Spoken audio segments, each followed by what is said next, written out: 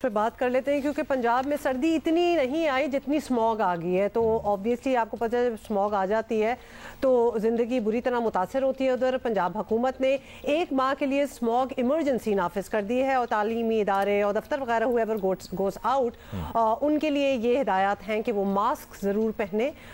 Actually हम भी आपको यही कहते रहते हैं कि मास्क तो छोड़े ही ना, वैसे ही तो जिंदगी का हिस्सा बन जाना चाहिए बिकॉज और भी बड़े वायरल वगैरह इन्फेक्शन जो हो रही होती है मास्क से बहुत बचत हो जाती है। इसी पे हम बात करेंगे। सूबाई वज़ीर सेहत डॉक्टर जावेद अकरम साहब ने हमें ज्वाइन किया है, उनसे ही बात करते हैं।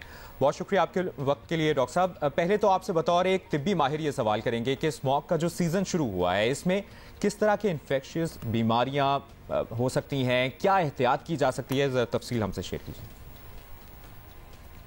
स्मॉग जो पहले फॉग थी, जब उसमें बहुत सारे carbon particles, dust particles, lead particles ये मिले तो वो थोड़ा रंग भी उसका काला हो गया और उसको स्मॉग कहा जाता है।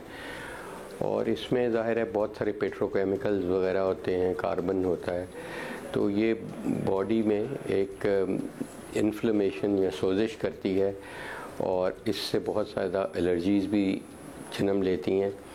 और ख़ासकर जो छोटे बच्चे हैं और बहुत बूढ़े लोग हैं, 65-60 साल से ऊपर हमारे बुज़ुर्ग हैं, उनको बहुत इफ़ेक्ट करती है। और ज़्यादातर ये इफ़ेक्ट आपके रेस्पिरेटरी ट्रैक्ट को करती है, यानी नाक, गला और उसके बाद फेफड़े को। खांसी, बलगम और उसके बाद सांस में तकलीफ़ होना या सीटी बजना सांस में, ख़ासकर उन लोगों को जो स्मोक करते हैं उनमें को बहुत ज़्यादा अफेक्ट करती है, या जो पहले ही अस्थमा से सफ़र कर रहे हैं। और यही नहीं कि ये सिर्फ थोड़ी बहुत खांसी वगैरह करे, कई लोगों में ये बहुत सीरियस हो जाती है और फिर उनको हॉस्पिटलाइज़ करना पड़ता है। और कई लोग तो इस स्मॉग के दौरान हमारी जो मोर्टेलिटी है वो बहुत हद तक बढ़ जाती है अपने हमारे बुज़ुर्गों के अंदर और बच्चों के अंदर। बहुत ज़्यादा एहतियात की ज़रूरत है। बिल्कुल, आपने बड़ी अच्छी तरह ये एक्सप्लेन भी कर दिया और अब तो ये सबके सामने है, पूरी सूरत हाल भी वाज़ेह हो गई है। तो ये बताइएगा कि हुकूमत पंजाब का क्या अंदाज़ा है इस दफ़ा ये सीज़न और इसके साथ आने वाली बीमारियां कब तक चलेंगी और महकमा सेहत को कितनी एडिशनल फोर्स जो है या फंड्स लेट्स सपोज वो दरकार होंगे?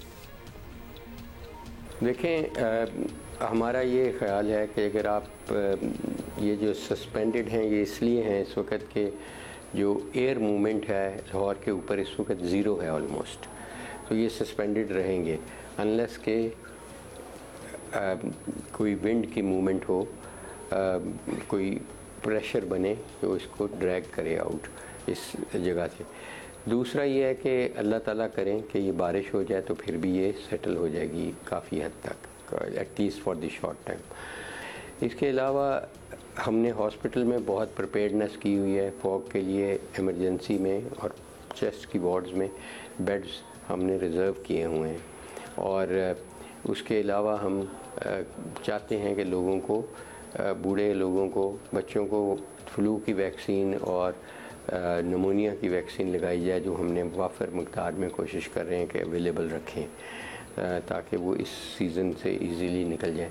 हम लोगों को ये भी कह रहे हैं कि अगर वो एस्थमेटिक हैं या उनको दमा है या ब्रोंकाइटिस है तो उनमें ज़्यादा वल्नरेबिलिटी है, तो दिसंबर में इंशाल्लाह ये वैसे भी ख़त्म हो जाएगी, हमारी यही प्रेडिक्शन है। तो ये 1 महीना वो इस तरह गुजार सकते हैं काफ़ी एहतियात से। बहुत बहुत शुक्रिया आपका डॉक्टर जावेद अकरम साहब। और सिर्फ एक दिन में 77,339 मरीज रिपोर्ट हुए, तो और ये भी स्टार्ट हुआ है ये मामला, तो लिहाजा टेक केयर ऑफ़ योरसेल्फ।